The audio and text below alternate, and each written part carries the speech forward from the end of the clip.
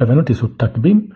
Oggi andiamo a vedere questa Synto-cassette del 1995 P7100 DDS della Pioneer, modello W, quindi modello in radica, sorgente molto rara e come potete vedere ancora in perfette condizioni.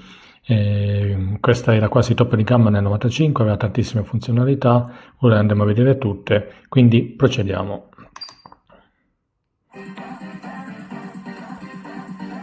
Ovviamente si parte con la parte FM.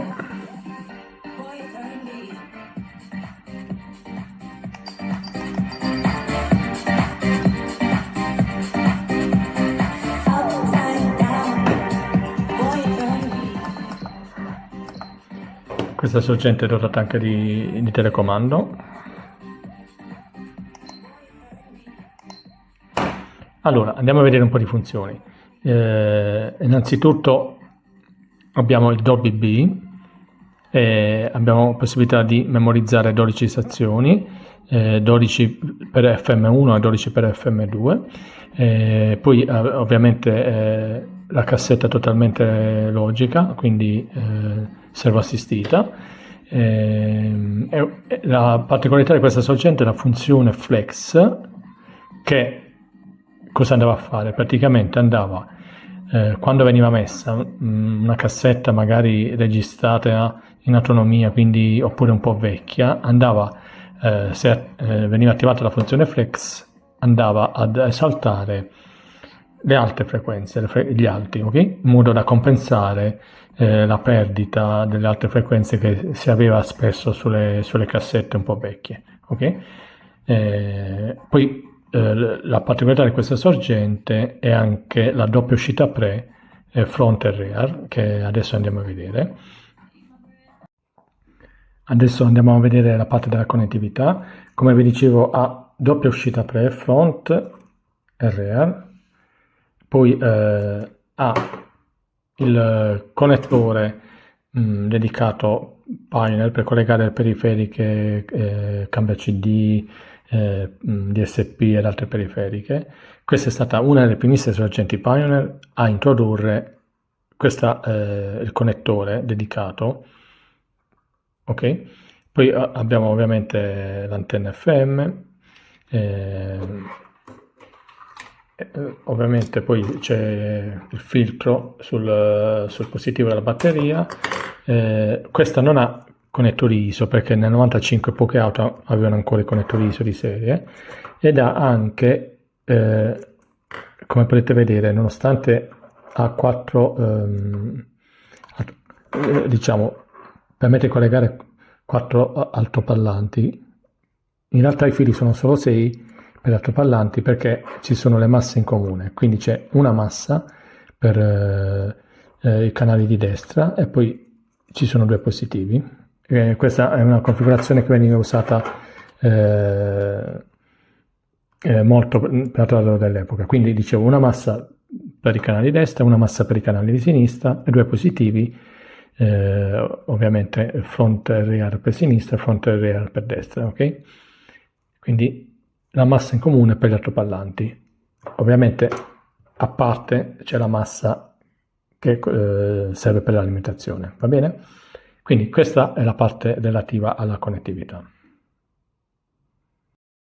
Ok, dopo aver visto la parte della connettività, vediamo che questa sorgente tutta in radica, illuminazione arancione, era fatta per adattarsi alle auto con sorgenti in radica, che nella maggior parte dei casi avevano appunto l'illuminazione di questo colore ambra, ok? Andiamo a vedere un po' di funzioni. Allora, iniziamo con la parte audio. Quindi abbiamo le classiche impostazioni fader, balance, poi bassi e alti,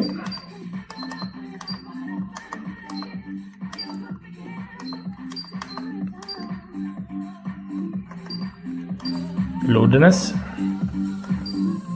e il filtro, il FI, che sarebbe un filtro passabasso per gli altoparlanti posteriori, per enfatizzare la scena anteriore, ok? Quindi dopo la parte audio vediamo le altre funzioni. Con questo tasto qui, tasto function, è possibile attivare le funzioni che vediamo qui nello sfondo. Quindi dall'1 al 6 rimarranno sempre le possibilità di selezionare le stazioni, mentre quando attivo il tasto function si attiveranno queste funzioni qua. Per esempio, premendo una volta si attiva PTI, tenendo premuto abbiamo la possibilità di vedere la frequenza. Ok, qui parte la ricerca del VTI, del PTI, FM. Qui attiviamo e disattiviamo local FM, ok.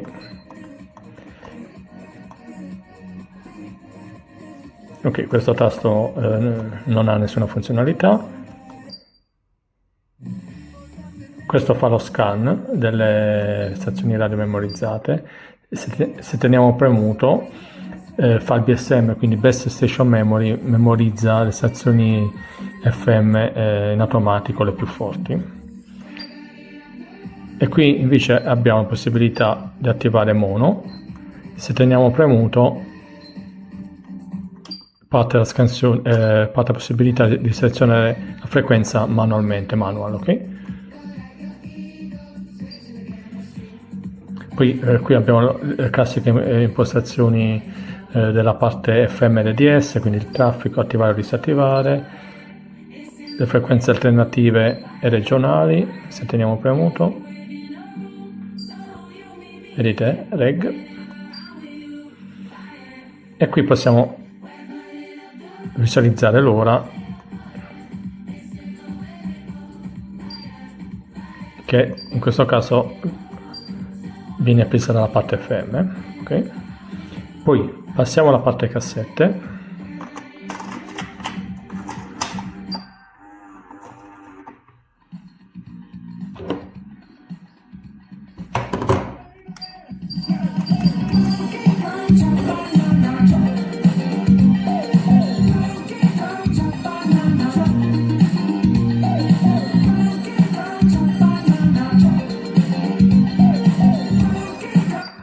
Con questo tasto qui si inverte il verso della cassetta.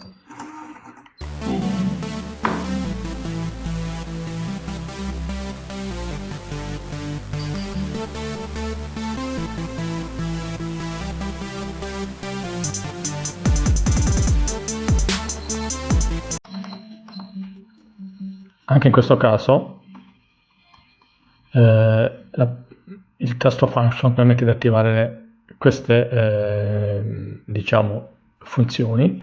Quindi partiamo da qui. Questa è la funzione flex, che come vi ho anticipato va ad allineare le frequenze alte nel caso vengano usate cassette di bassa qualità o cassette vecchie usurate, ok?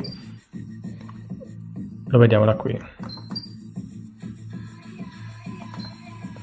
Poi da qui si attiva il Dolby.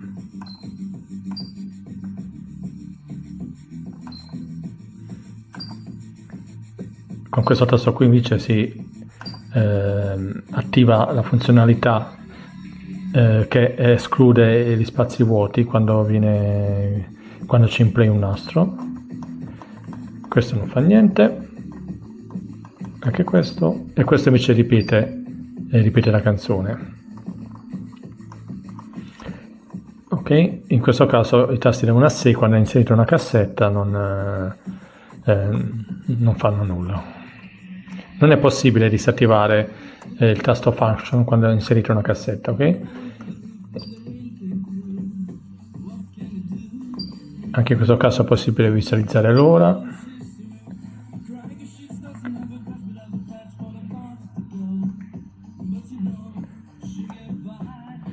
Le impostazioni audio rimangono le stesse.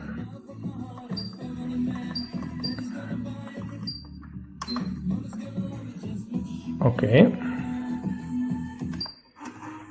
Ritorniamo alla parte FM.